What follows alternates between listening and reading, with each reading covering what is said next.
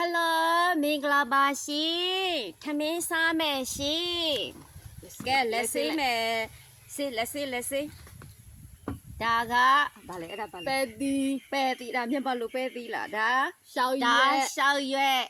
ဒီရှောက်ရွက်ကကြတော့ဘာကောင်းလဲလေကောင်းတယ်ဝက်နဲ့ရိုးဟင်းချက်ထားတယ်ဆိုတော့မောင်နှမနှစ်ယောက်အပီစားမယ်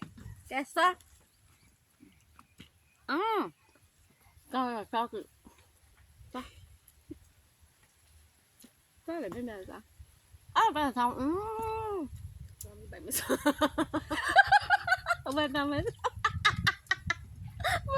သားမစားလဲသူငါဘလို့ဝယ်သားမစားဘူး